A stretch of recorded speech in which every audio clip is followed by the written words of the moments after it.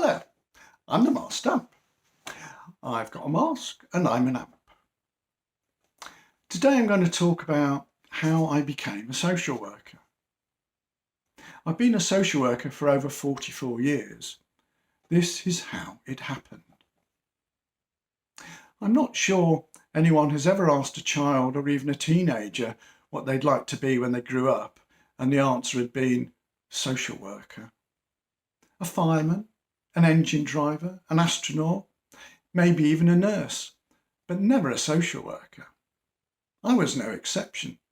When I was a teenager, I wanted to be either a poet or a professional actor, preferably both. Consequently, I wrote vast quantities of incredibly bad and embarrassing poetry and was a member of several drama groups. In the very early 70s, I attended a careers evening at secondary school. I went to the head of drama education's desk to ask about pursuing a career as a professional actor. He knew me, as I had been involved in various drama activities both in and out of school, some of which he had organised. He gave me the following advice. The best thing to do is to enrol on a teacher training course and specialise in drama. That way you will always have teaching to fall back on if you have difficulty finding employment as a professional actor. I could see the sense behind this advice. I knew it was not easy to make a living in the theatre. So I took his advice, applied for courses, and without much difficulty got a place. The course I opted for, which was in the London area, only required one A-level. In those days, the standard qualification was a certificate in education, which wasn't a graduate qualification, so you didn't even need 3 A-levels.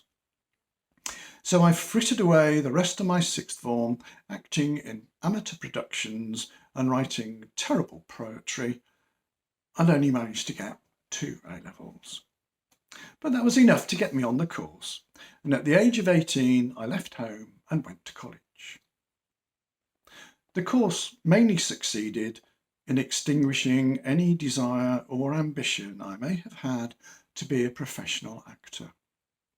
With hindsight, I suspect that the drama advisor knew I had no real talent to make a go at acting. I wouldn't say that going on the course was a total waste of time. I did at least learn how to live independently on a small budget. My grant, students had grants in those days, was £13 per week. However, the main thing I learned was that I didn't want to be a teacher, or at least not in any conventional sense. So I looked around for a job I might like to do. I fancied the idea of a career in journalism, so I wrote letters to all the local papers in the Greater London area asking to be considered for a post as a trainee journalist. I figured my training in English and drama would stand me in good stead. I didn't get a single interview, so I set my sights lower and started applying for jobs as a trainee building society manager, which seemed incredibly sensible, especially as I'd just got married, even though my heart sank at the prospect. Then I saw a job advertised in the local paper for a junior house parent in a 24-bed children's home. I liked the sound of it. I would get to work with children, one of the few things I had enjoyed about the course, and I would be involved in managing and supporting their care and development. I got an interview. For once, my certificate in education and experience of working with children was relevant, and I was given the job. The home, being a reception and observation centre, took children, usually in emergency, anywhere between the ages of 4 and 16. Although the oldest we had there was a young man of 18 with learning difficulties, whose social worker couldn't find anywhere else for him. Children would arrive at the home at any time of the day or night, usually with the minimum of information. I remember one morning arriving at the start of an early shift which started at 7:30 a.m. to find a family of 3 young children asleep under a pile of blankets in a space under the stairs. Aged between 4 and 9, they had been brought in by the police in the early hours of the morning, and the night staff, not wanting to disturb the other children, had tucked them up there. One of my first tasks, within a week of starting now with no previous experience, was to take a group of children to the local bonfire night fireworks display. This entailed walking with a dozen children, the youngest of whom was 6 and the oldest of whom was 15, along a busy road in the dark to reach the park where the display was being held. It was terrifying, being entirely responsible for the safety of 12 children in the care of the local authority, all of whom were erratic or unreliable in some way, in a park full of hundreds of people, in the dark, with a large pile of explosives separated from the crowd by nothing more than a rope. I found myself being led by the excited children who pushed through the crowd in order to get as close as they could to the firework display. I ignored the fact that all the older children, that is, aged 12 or over, were taking the opportunity of being in a large crowd in the dark to smoke, and concentrated on the 3 children under 10, who were besides themselves with excitement. I tried to hold the hands of all of them at once, but it was futile.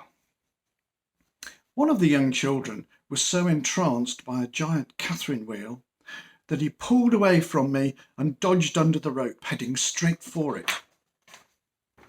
I found myself diving after him and managed to manhandle him to the ground just before he reached out to grab the conflagration with both outstretched hands. I learned a lot fast. I learned never to enter the girls' dormitories without a female member of staff. I learned to be careful how you admonished a pugilistic teenage boy when he punched me in the face, breaking one of my front teeth. I learned to avoid distressed children when they were close to the cutlery box in the dining room, when I was showered with knives by a tearful and angry young boy. We took in abused children, young offenders, children whose foster placements had broken down, children in emergencies. The average stay was about 3 months before their social workers managed to find them a more appropriate placement. This was my first contact with social workers. On the social care career ladder, I was on the bottom rung. I was not even a residential social worker. I wasn't even a house parent. Some of the younger children would actually call us uncle or auntie. I was just a junior house parent. The children's social workers would turn up from time to time, have a brief chat with their child and a brief chat with the officer in charge, and then leave, maybe not visiting again for a month or 2.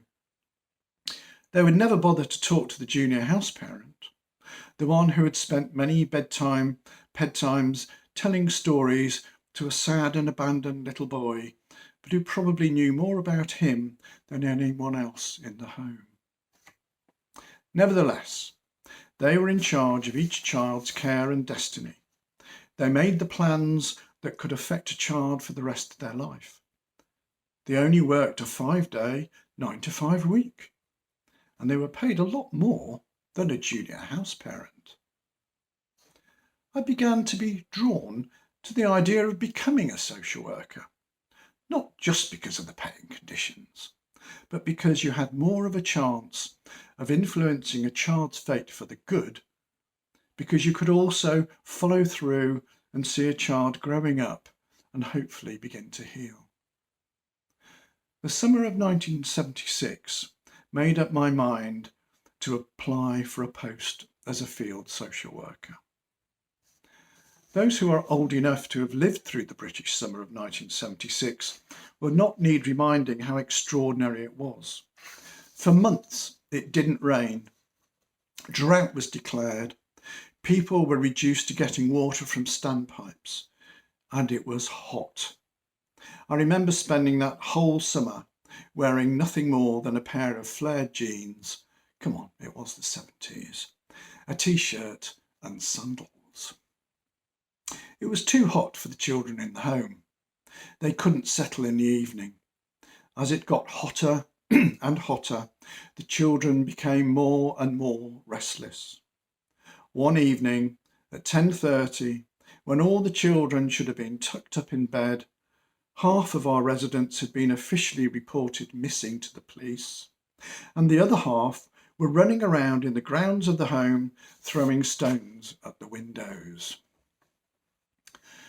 I arrived at work one afternoon for a late shift to find the morning staff barricaded in the office, waiting for the police to arrive, as there had been a riot during breakfast over an inadequate supply of sugar puffs.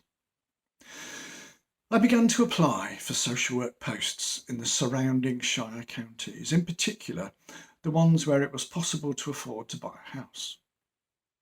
I was offered an interview at a social services office covering a mainly rural area. It was a blisteringly hot day. I drove up wearing jeans and a t-shirt, then stopped in a quiet woodland area a few miles outside the small market town and changed into my only suit. Nevertheless, by the time I reached the office for the interview, I was drenched in sweat. I was then ushered into a waiting room with the 16 other applicants who would be competing for 4 posts. We were all unqualified.